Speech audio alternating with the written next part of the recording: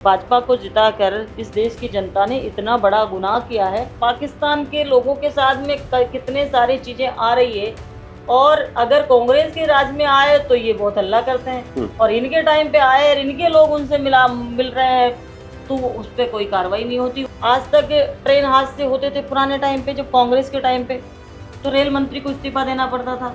शिक्षा के क्षेत्र में कोई गड़बड़ होती थी तो शिक्षा मंत्री को इस्तीफा देना पड़ता था।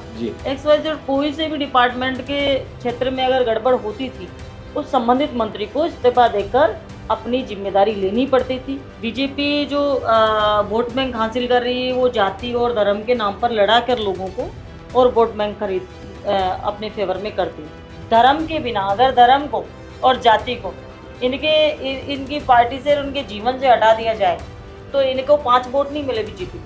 दूसरा, इनके जो चोरी का सिस्टम बना लिया इन्होंने, तो चोरी लगातार, वोटों की चोरी, सीट की चोरी और राम मंदिर की चोरी। आज राम मंदिर के अंदर अगर कांग्रेस राज में अगर चोरी हो जाती, पूरे देश के अंदर आग लग जाती, पूरे देश के अंदर दंगे फसाद हो जाते। सस्ती लोकप्रियता के चक्कर में ये लोग 2-4 जो लोग हैं वो नेता बनना चाहते हैं, और वो नेता बनने के चक्कर में ऐसे समाजों को लड़ाना चाह रहे हैं। कहीं ना कहीं ऐसा किरोड़ी लाल जी को भी ऐसा लगता है होगा कि लड़क निकालनी थी इस तरीके से जो निकाल दी, तो ऐसी चीजें आने के बाद में फिर मीणा समाज से फिर पलटवार आने लगे हैं। इससे आम लोगों को जो तकलीफ होती है वो अलग है, क्योंकि हाईवे जाम कर रखे हैं फिलहाल। जहाँ पानी की लड़ाई चल रही है वहाँ इतना सारा पानी बहा दिया गया है। इंसानों की एक स्वाभाविक प्रवृत्ति होती है कि जो चीजें चल रही है उन्हीं के अंदर कुछ गड़बड़ किया होगा या कुछ ऐसा, तो ऐसी लोग शंका करते हैं। तो ऐसा कोई मुद्दा नहीं है, लेकिन मुद्दा बना दिया गया जातियों का। नहर के अंदर पानी खोलने पर क्या मिस्टेक हो सकती, सारा जो केंद्र बिंदु वो सरकार के ऊपर डिपेंड करता है। पांचना बांध से निकला पानी मंगलवार को पूरे प्रदेश में सियासत का केंद्र बना रहा।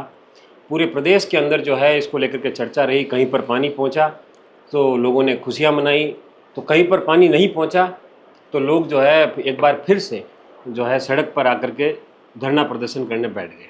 इन सब के बीच प्रदेश में सियासत गरमाई हुई है। एक तरफ गुर्जर फिर से धरने पर बैठ गए तो दूसरी ओर मीणा समाज जो है करौली के अंदर अलग अलग स्थानों पर फिलहाल धरना प्रदर्शन कर रहा है। इस पूरे मुद्दे पर बात करने के लिए हमारे साथ कांग्रेस की MLA बामनवास से इंदिरा जी मीणा है। मैडम, आपका स्वागत है बात रफ्तार पर। एक जो महत्वपूर्ण सवाल था कि अब किस प्रकार से आप आगे की रणनीति तय हो रही है, क्योंकि पानी तो छोड़ दिया सरकार ने, तो अब इनके विरोध की मुख्य वजह क्या है?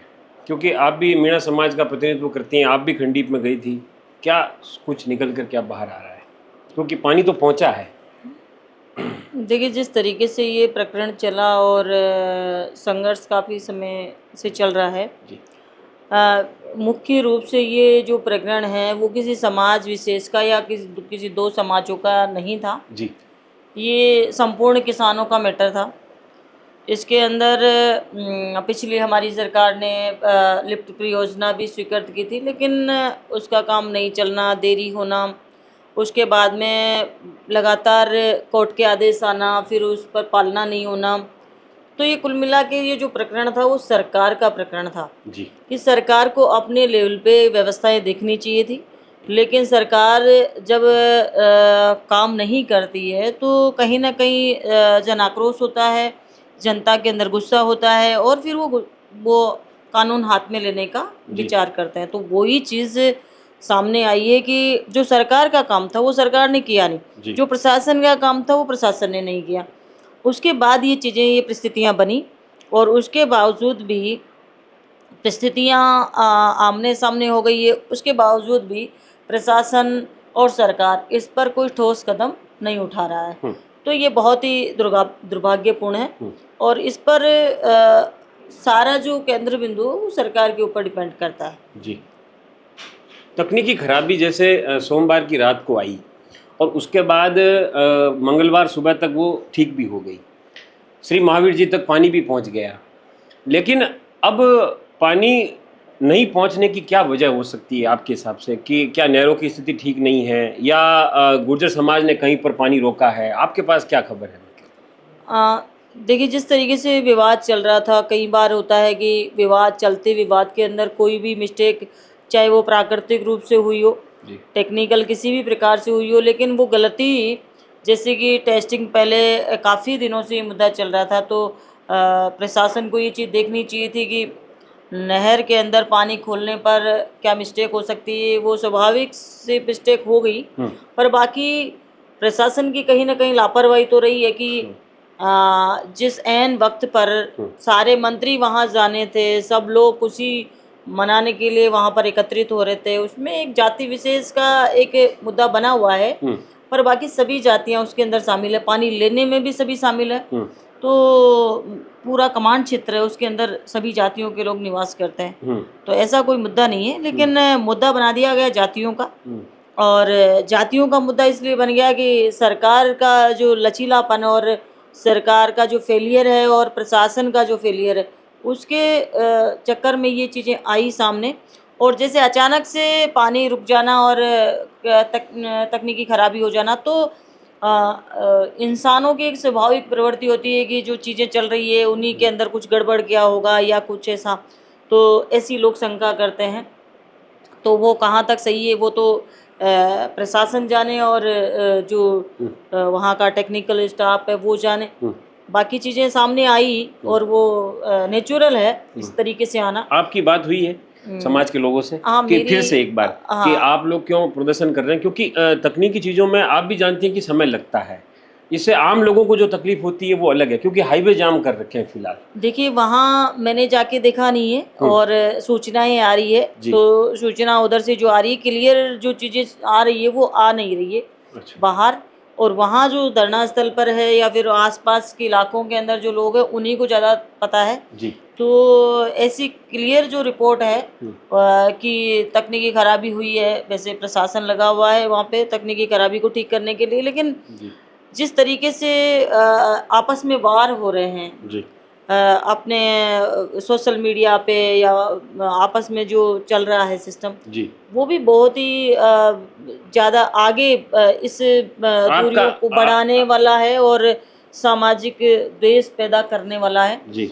दूसरा इन्होंने क्या है कि गंभीर नदी में पानी छोड़ा, वो कंटिन्यू इजीली चला गया और 4-5-6-7 फीट पानी खाली हो गया। बरसात वैसे ही बहुत कम आ रही है अभी जी। तो इतना सारा पानी व्यर्थ बहाना भी एक नेगेटिव है कि लोगों के लिए, मतलब जहाँ पानी की लड़ाई चल रही है वहाँ इतना सारा पानी बहा दिया गया है और उसके अंदर खराबी नहीं आना, इधर जहाँ विवाद चल रहा था वहाँ खराबी आना, तो ये संदेह के घेरे में आता है। इसीलिए ये इतना बड़ा विवाद हुआ और लगातार संघर्ष चल रहा है। अभी भी लोगों का ये कहना है कि जैसे मेरी बात हुई है, अभी भी मेरी क्लर्क साहब से बात हुई है, तो प्रशासन का भी एक मानना है कि भाई अब टेस्टिंग के लिए पानी छोड़ दिया गया है, अब लोगों को शांति बनाए रखना चाहिए।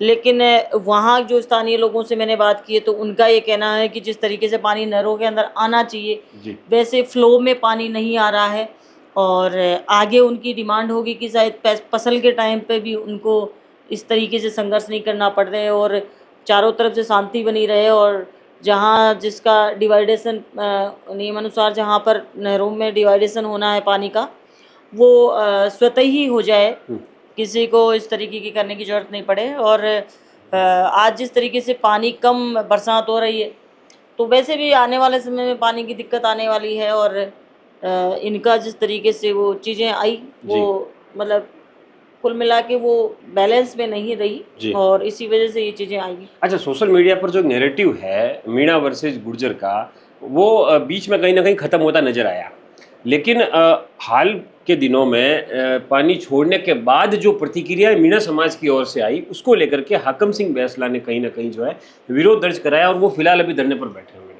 उस पर लेकर के आप कुछ कहेंगी? समाज के लोगों से आपकी क्या समझाइश है कि सोशल मीडिया पर इस प्रकार की टिप्पणियां करना ठीक है? देखिए, सोशल मीडिया पे दोनों तरफ से ही हम एक पक्ष को गलत नहीं ठहरा सकते, दोनों तरफ से ही चीज़ें आई है और दोनों तरफ से चीज़ें आई है। और मैंने भी एक वीडियो देखा था जिसके अंदर वो हाकम सिंह बैसला की तरफ से इस तरह टाइप की बात आई थी कि रड़क निकालनी थी, इस तरीके से जो निकाल दी। तो ऐसी चीज़ें आने के बाद में फिर मीणा समाज से फिर पलटवार आने लगे हैं, तो कहीं ना कहीं उकसाने का कोई ना कोई काम तो कर ही रहा है। और मैं तो ये समझती हूँ कि 2-4 जो लोग हैं वो नेता बनना चाहते हैं और वो नेता बनने के चक्कर में ऐसे समाजों को लड़ाना चाह रहे हैं। अच्छा। बाकी प्रेम और भाईचारे से रहने मतलब उनको तरीका, कुछ लोग ऐसे होते हैं जिनको लड़ा के झगड़ा के आंदोलन करा कर वो नेता पैदा होते हैं, और हर बार जब जब भी ऐसा कुछ होता है तो दो चार नेता निकलते हैं जी और वो सक्सेस होते हैं, वो नहीं होते, उनका आगे का पॉइंट होता है वो कितना उनका फर्क पड़ता है या फिर कितना आगे आते हैं। जी और इस तरह की चीज़ों से जो आते हैं, हाँ, वो मुझे नहीं लगता कि ज़्यादा लंबा वो चल सकते हैं, लेकिन कर सस्ती रहे हैं। लोकप्रियता एक प्रकार से। सस्ती लोकप्रियता के चक्कर में ये लोग इस जी। टाइप से करते अभी किरोड़ी लाल जी वहाँ पहुँचे हुए हैं, मनोज मीणा भी वहाँ पर हैं, लोगों के बीच में हैं। किरोड़ी लाल जी में आप कितना पोटेंशियल देखती हैं इस पूरे विवाद को लेकर के, कितनी बड़ी भूमिका उनकी रही है आपके हिसाब से? कहीं न कहीं ऐसा किरोड़ी लाल जी को भी ऐसा लगता है होगा, जी मेरी बात नहीं हुई उनसे, जी पर बाकी ऐसा लगा होगा कि जब पानी खोलने का था 1 तारीख को तब नहीं खोल पाए, उसके बाद में 6 तारीख को पानी खोलना था तो उस दिन भी शायद किरोड़ी लाल जी वहाँ नहीं पहुँचे, जी और टेंट लगा हुआ है और वहाँ पर प्रशासन बैठा हुआ है और वहाँ तक पानी नहीं पहुँचा है। तो कहीं न कहीं जो समाज के लोग हैं उनको कोस रहे होंगे कि आपने धरना समाप्त करा दिया और आप हमारा काम नहीं कर पाए, क्योंकि सरकार के प्रतिनिधि वो सरकार के अंदर वो बैठे हैं। बिल्कुल। तो कहीं न कहीं उनको भी ऐसा महसूस हो रहा है, और क्योंकि उनकी समाज का प्रेशर जो है उनके ऊपर आ रहा है, हम्म, तो इतना सारा हो रहा है तो समाज का प्रेशर स्वाभाविक तौर से जी लाज़मी है आना, क्योंकि धरना समाप्त करने का धरना समाप्त किया गया वो सिर्फ किरोड़ी लाल जी के आश्वासन पे धरना समाप्त किया था जी इन लोगों ने। तो उनको जाना और उनको कहीं न कहीं सांत्वना देने के लिए, और उनको इस जो संघर्ष चल रहा है, जो खिंचाव चल रहा है वहाँ पर, जी उसको कहीं न कहीं शांत करने के लिए और नॉर्मल करने के लिए ही वो वहाँ पहुँचे होंगे। जी। एक कल पीसीसी चीफ गोविंद सिंह डोटासरा जी ने जो सवाल उठाया यूसीसी को लेकर के, कि एक ही ड्राफ्टिंग कमेटी है यूसीसी को लेकर के पूरे देश में बनी है, और वो अलग अलग राज्यों के अंदर जो बीजेपी शासित राज्य है वहाँ पर यूसीसी लागू करना चाहती है। उन्होंने ये निशाना साधा कि कहीं ना कहीं बीजेपी जो है धार्मिक द्वंद्व जो है समाज के लोगों के बीच में कराना चाहती है, इस प्रकार की बात उन्होंने कही। क्या कहेंगे आप इस पर? देखिए, बीजेपी का शुरू से फंडा रहा है, बीजेपी का कोई वोट बैंक नहीं है। जी बीजेपी सिर्फ वोट बैंक कहाँ से हासिल करती है वो आज पूरे देश के लोगों को पता चल गया। बीजेपी जो वोट बैंक हासिल कर रही है वो जाति और धर्म के नाम पर लड़ा कर लोगों को और वोट बैंक अपने फेवर में करती है। जी आपस में जब लड़ते हैं तो एक पक्ष उस पक्ष, एक दोनों पक्ष एक तरफा नहीं जाते, एक पक्ष दूसरे पार्टी की तरफ चला जाता है। जी उसी तरीके से इन्होंने आज यही चीज़ें धर्म के बिना, अगर धर्म को और जाति को इनकी पार्टी से और उनके जीवन से हटा दिया जाए तो इनको 5 वोट नहीं मिले बीजेपी।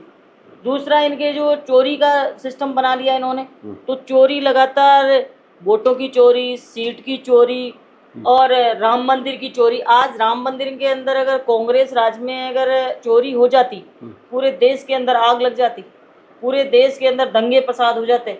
अगर चोरी कांग्रेस राज के अंदर राम मंदिर जैसे इतने बड़े मंदिर के अंदर चोरी हो जाती, कितना सारा सामान चोर ले गए, और चोरने वाले कौन है? वही लोग इनके। ऐसे वैसे लोगों को, हमारे जैसे लोगों को तो घुसने ही नहीं दिया जा रहा मंदिर के अंदर। बाकी लोग तो जो वहाँ पर बैठे हैं वही चोरी करने वाले। क्या कार्रवाई हो रही है उनके ऊपर? कोई कार्रवाई नहीं हो रही है।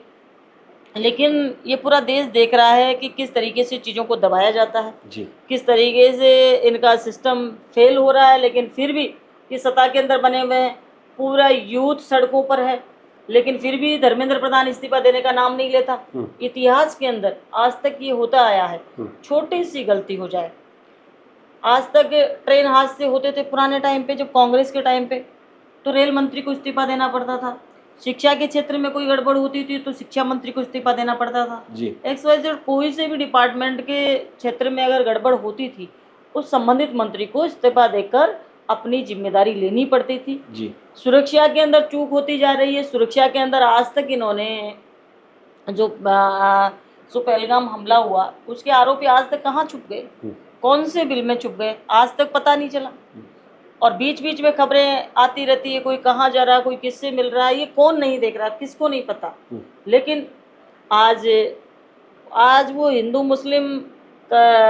मुस्लिम करके ये तो कर लेते हैं, लेकिन पाकिस्तान के लोगों के साथ में कितने सारी चीज़ें आ रही है और अगर कांग्रेस के राज में आए तो ये बहुत हल्ला करते हैं, और इनके टाइम पे आए और इनके लोग उनसे मिल रहे हैं तो उस पर कोई कार्रवाई नहीं होती, उन पर कोई जवाब, मीडिया भी यहाँ तक का सवाल नहीं करता उस चीज के ऊपर, तो मीडिया भी चुप है ना।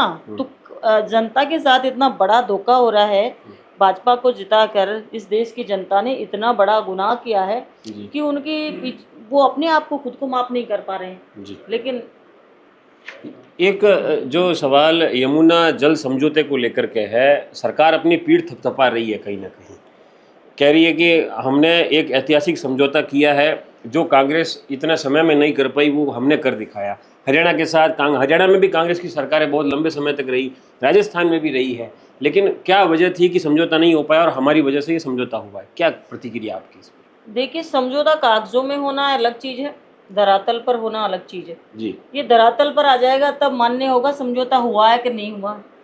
ये तो कागजों के अंदर अपनी पीठ स्वयं थपथपाने का मतलब, अभी आपने देखा पानी एक मटके में डाला गया, पूरा ड्रामा किया गया, और उसके बाद में हुआ क्या है, जो हमने जो पैसा दिया है ये आरसीबी में वही पैसा ये यूज कर रहे हैं, उसके अलावा एक्स्ट्रा पैसा यूज नहीं किया है।